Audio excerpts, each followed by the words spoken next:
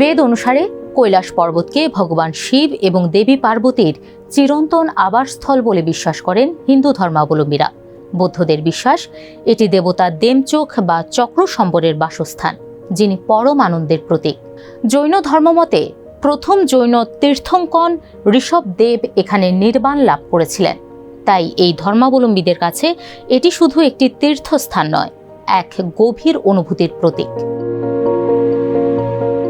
কৈলাসের মানস সরোবরে যাওয়ার প্রধান গিরিপথ হল নিপুলেখ পাস। বহু শতাব্দী ধরে এটি তীর্থযাত্রী, ব্যবসায়ী ও পাহাড়ি জনগোষ্ঠীর যাতায়াতের পথ। কিন্তু এখন সেই পথই দক্ষিণ এশিয়ার অন্যতম ভূরাজনৈতিক সংঘাতের কেন্দ্রে পরিণত হয়েছে। ভারত, নেপাল ও চীন ঘিরে কেন এই উত্তেজনা? টিবিএস এক্সপ্লেনারে চলুন জেনে নেই। সঙ্গে আছি আমি, বর্ণা দাস।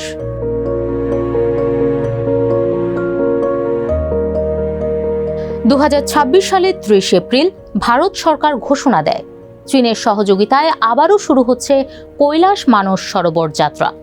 জুন থেকে আগস্ট পর্যন্ত 1000 তীর্থযাত্রীকে দুটি রুট, সিকিমের নাথুলা এবং উত্তরাখণ্ডের লিপুলেখ পাস ব্যবহার করে তিব্বতে পাঠানো হবে।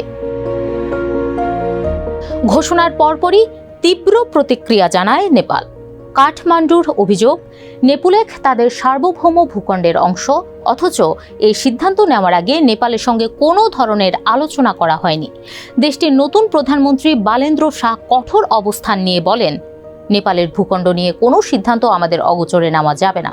সার্বভৌমত্বের প্রশ্নে আমরা আপোষ করব না। ভারত ও চীন দুই দেশকেই আনুষ্ঠানিক কূটনৈতিক বার্তা পাঠিয়ে লিপুলেখ এলাকায় সব ধরনের অবকাঠামো উন্নয়ন, সীমান্ত বাণিজ্য ও ধর্মীয় কার্যক্রম বন্ধ রাখার আহ্বান জানিয়েছে নেপালের পররাষ্ট্র মন্ত্রণালয়। তবে ভারত শুরু থেকেই নেপালের দাবিকে অযৌক্তিক ও ভিত্তিহীন বলে প্রত্যাখ্যান করেছে। নয়াদিল্লির বক্তব্য, 1954 সাল থেকেই এই রুট ব্যবহার করে কৈলাস যাত্রা পরিচালিত হচ্ছে এবং এখানে নতুন কোনো ভৌগোলিক পরিবর্তন আনা হয়নি। ভারতের পররাষ্ট্র মন্ত্রণালয়ের মুখপাত্র রণধীর জয়সওয়াল বলেন, লিপুলেখ ভারতের অবিচ্ছেদ্য অংশ। এটি বহু দশক ধরে ব্যবহৃত একটি ঐতিহ্যবাহী রুট।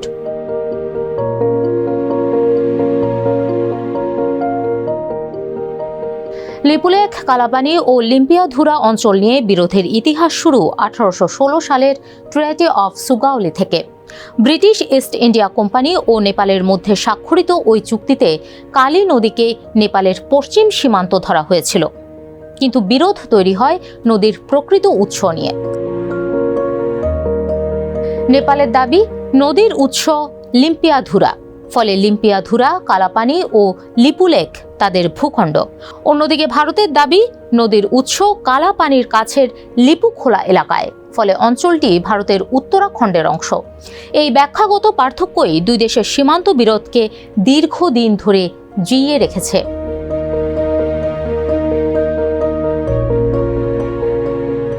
বিরোধ নতুন মাত্রা পায় 2020 সালে। ওই বছর ভারত ধরচুলা থেকে লিপুলেখ পর্যন্ত প্রায় 80 কিলোমিটার দীর্ঘ একটি সড়ক উদ্বোধন করে। ভারত বলেছিল এতে কৈলাস যাত্রা সহজ হবে। প্রতিক্রিয়ায় নেপাল নতুন রাজনৈতিক মানচিত্র প্রকাশ করে, যেখানে কালাপানি, লিপুলেখ ও লিম্পিয়াধুরাকে নিজেদের অংশ হিসেবে দেখানো হয়। পরে সেই মানচিত্র দেশটির সংবিধানেও যুক্ত করা হয়। ওই সময় থেকেই লিপুলেখ প্রশ্নটি নেপালের জাতীয়তাবাদের বড় প্রতীকে পরিণত হয়। এমনকি দেশটির 100 রুপির নোটেও বিতর্কিত এলাকার মানচিত্র ছাপানো হয়েছে।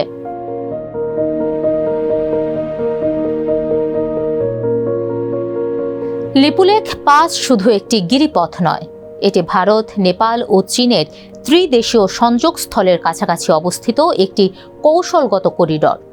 1962 সালের ভারত চীন যুদ্ধের পর ভারত এই অঞ্চলে সামরিক নজরদারি জোরদার করে। উচ্চভূমি হওয়ায় এখান থেকে তিব্বত সীমান্তের গতিবিধি পর্যবেক্ষণ করা সম্ভব। ভারতের আন্তর্জাতিক সম্পর্ক বিশ্লেষক হার্ষ প্যান্ট বলেন, হিমালয়ের এই অঞ্চল এখন শুধু সীমান্ত নয়, বৃহত্তর ইন্দো প্যাসিফিক প্রতিযোগিতার অংশ হয়ে উঠেছে। তার মতে, চীনের বাড়তে থাকা উপস্থিতির কারণে ভারত সীমান্ত অবকাঠামো শক্তিশালী করতে চাইছে।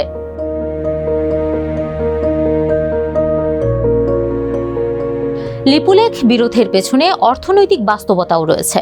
আগে বহু ভারতীয় তীর্থযাত্রী নেপাল হয়ে কৈলাস যেতেন। এতে নেপালের হোটেল, ট্রাভেল এজেন্সি ও এয়ারলাইন্স বড় অঙ্কের আয় করত।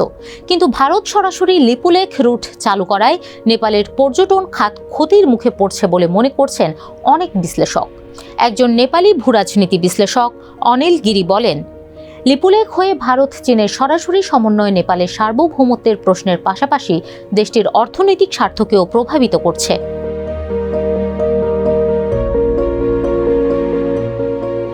লিপুলেখ নিয়ে বিরোধ কেবল সীমান্ত বা মানচিত্রের নয়, এর পেছনে রয়েছে বড় কৌশলগত বাস্তবতা। চীনও এই সমীকরণের গুরুত্বপূর্ণ অংশ। কৈলাস ও মানস সরোবর তিব্বতে অবস্থিত হওয়ায় পুরো যাত্রাপথের চূড়ান্ত নিয়ন্ত্রণ বেইজিংয়ের হাতেই। লিপুলেখ পাস নিয়ে ভারত ও নেপালের মধ্যে বিরোধ থাকলেও পাস অতিক্রম করার পর যাত্রীরা চীনের নিয়ন্ত্রিত তিব্বতে প্রবেশ করেন। ফলে কে কোন রুট ব্যবহার করবে, কতজন তীর্থযাত্রী যাবে, কখন সীমান্ত খোলা থাকবে কিংবা নিরাপত্তা কিভাবে পরিচালিত হবে, এসব বিষয়ে শেষ সিদ্ধান্ত চীনকেই নিতে হয়। উদাহরণ হিসেবে ভারত প্রতি বছর কৈলাস মানস সরোবর যাত্রার জন্য তীর্থযাত্রী নির্বাচন করলেও তাদের ভিসা, সীমান্ত পারাপার এবং তিব্বতের ভেতরে যাতায়াতের অনুমতি দেয় চীন। রাজনৈতিক উত্তেজনা তৈরি হলে বেইজিং চাইলে পুরো যাত্রাই স্থগিত করতে পারে।